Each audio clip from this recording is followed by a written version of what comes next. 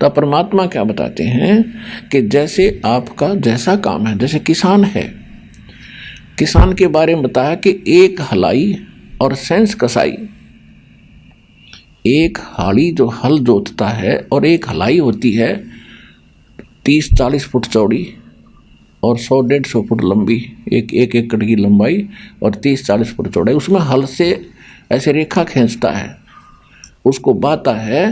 कहते एक हलाई में, एक हड़ाई, उस स्थान को हड़ाई बोलते हैं हमारे यहाँ, उसमें एक दर कसाइयों जितना पाप उस हाड़ी को लगता है, खेत जोतने वाले को। अब इसका और बाकी जैसे हम चलते हैं फिरते हैं, मजदूर कस्सी से काटता है, जमीन खोदता है, उसको भी पाप लगते हैं। कोई भी काम करते हैं सब में पाप हैं, लेकिन ये हमारे कर्तव्य कर्म बता रखे हैं। इन कर्तव्य कर्मों में जो पाप होते हैं हम उनको, हमारा उद्देश्य वो पाप करना नहीं होता, हमारे वो कर्तव्य कर्म में आते हैं। और उसके लिए परमात्मा ने बताया है कि पूर्ण संत से ड्राइविंग लाइसेंस बनवा लो।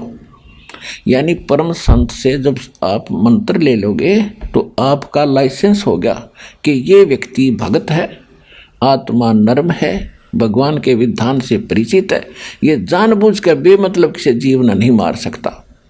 हाँ, जो अनजानपने में मरते हैं, उसके कर्म में मरते हैं, उसकी क्रिया में मरते हैं, तो उनका पाप नहीं लगता। एक तो यहाँ बचाव होता है।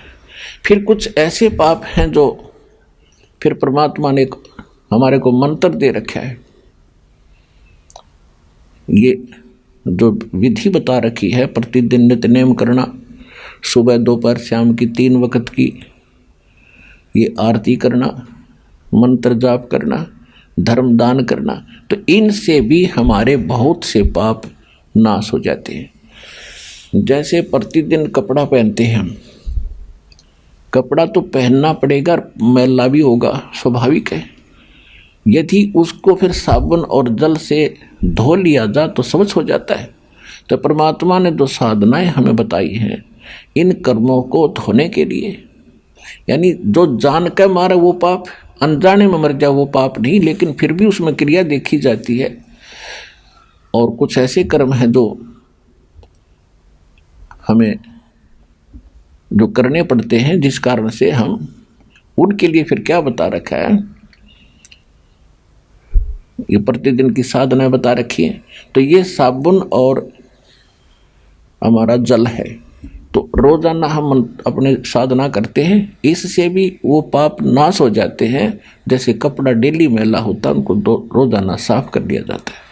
तो इस प्रकार बचाव होता है।